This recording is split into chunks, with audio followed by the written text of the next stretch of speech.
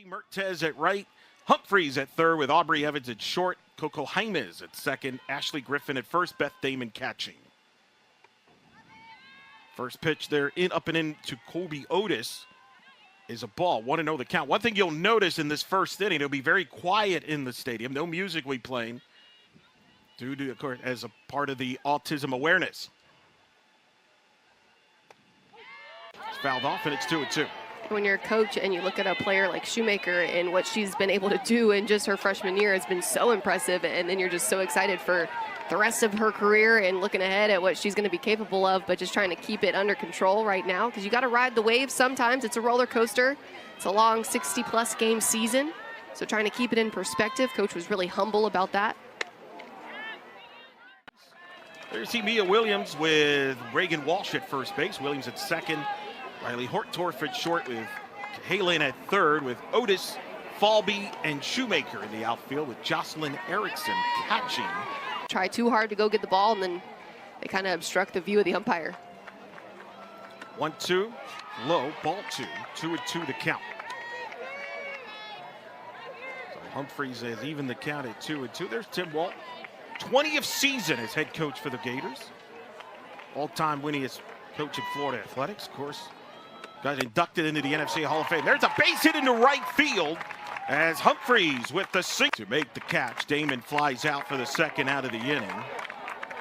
Well, Evans now with 4 homers up to 15 RBIs. And for the first time in a while, Alex, we could say UCF has a lead. They did not lead in the Iowa State series. Mertez takes ball 1, 1-0 the count. There's Aubrey Evans and a quick start for UCF. See that it's 2-2. That's a big hack too from Kotzelnick, and that's the kind of confidence I like to see in the box. Big swings mean a lot of confidence, aggressive. And Oxley gets the strikeout to retire the side. Great pitching this year, 12 shutouts, ranked 4th in the country, 19-run rule victories, including in their last. Pleased with her team getting a good start here. Griffin takes 3-1.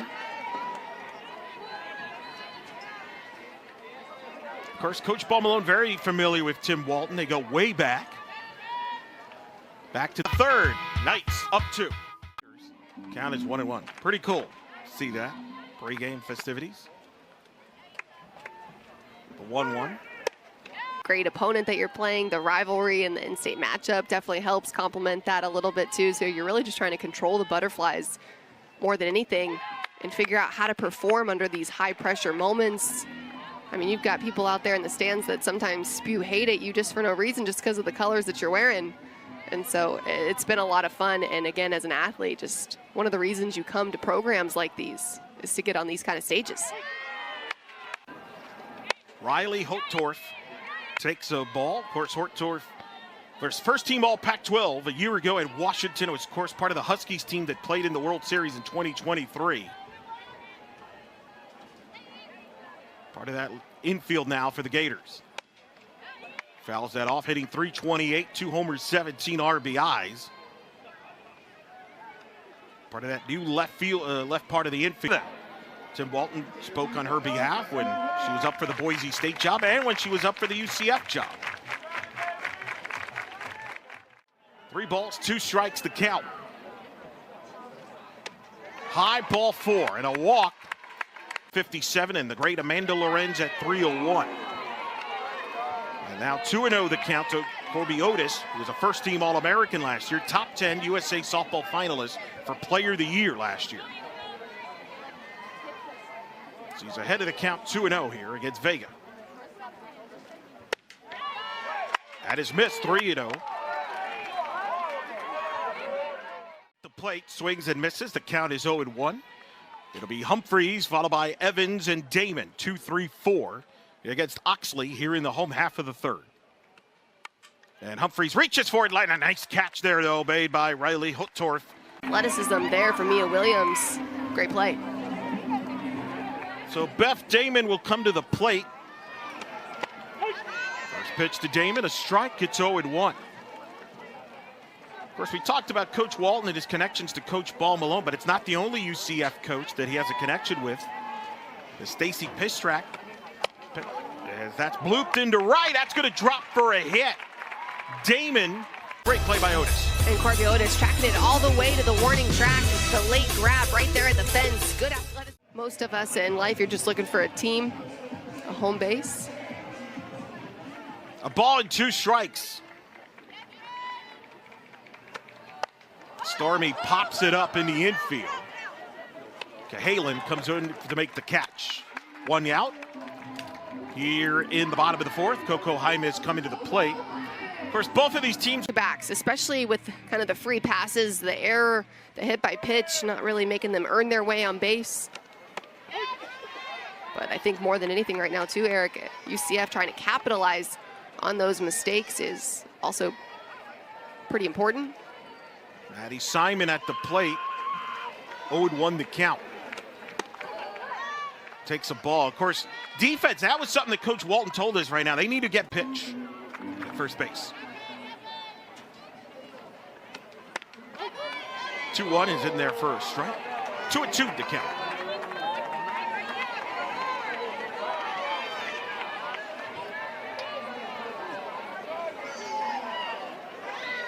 The 2-2 pitch. Ray fouls it off. Calling everybody else off, and that's something that we've seen UCF be a little bit shaky on, Eric, the last couple of weeks is kind of infield priority, pop fly priority, but a lot of definitiveness out there on the field tonight. Ava Brown at the plate takes ball, wants to catch, and Brown is retired. 2 outs here in the 5th.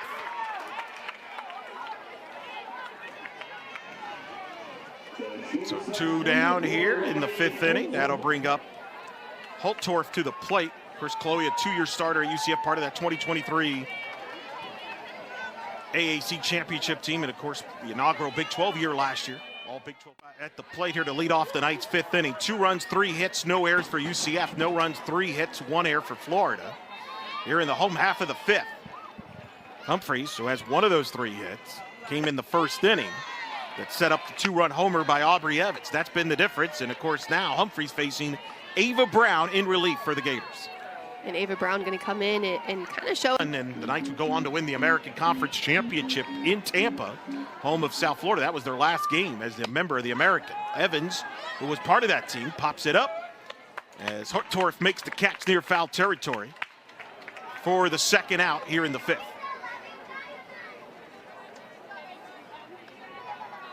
So 2 gone as Beth Damon will come to the plate.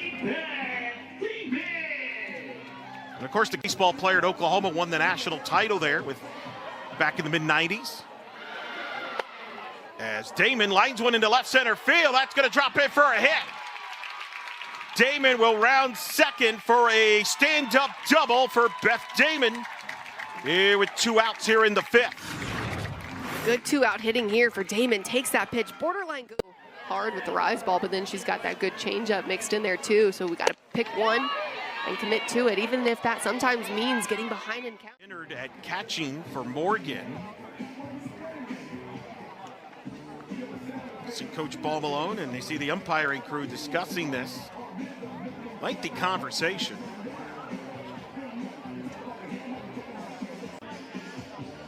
So I'm kind of curious. So they're looking the rule book here about the re-entry rule or something, not sure. But it looks like. Well, you know what? I take that back a little bit. I say it's never a good thing when the umpires get the rule book out, but at least they're looking at whatever it is that they're questioning and maybe a little uncertain of.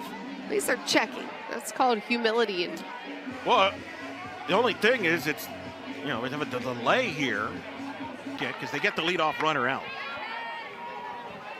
Definitely significant when you've got a hitter like Shoemaker up. Yeah. So 0-1 the count. Shoemaker hits it off the end of the bat and pops it up to left. Ray under it, makes the catch. 2 outs here in the 6th. 2 big outs. Meanwhile, Vega's not fazed by any of this stuff. She doesn't care. To Reagan Walsh. So Walsh will come to the plate here with 1 on, 2 out here in the 6th. Vega on the 0-1. There's a strike, and there's a head quickly of Walsh, 0-2.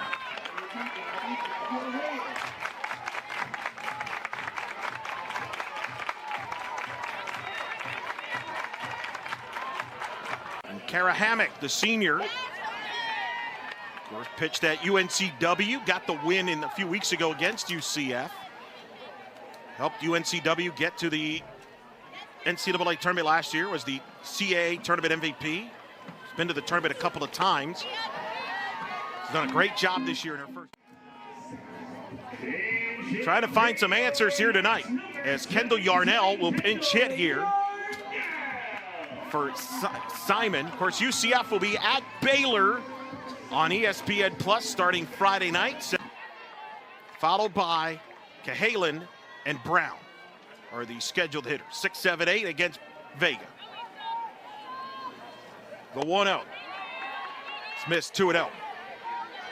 Vega has been so good throughout this game, just really effective out of the circle. To have your pitch count under 100 right now. Looking good, looking steady and confident. With one out here in the 7th. Good piece of hitting by Camilla. Strives that one almost up the middle. Jaimez tries to do the backhand action there, just doesn't come up with it. That one hit really sharp. Be curious to see how it gets ruled. It's a single.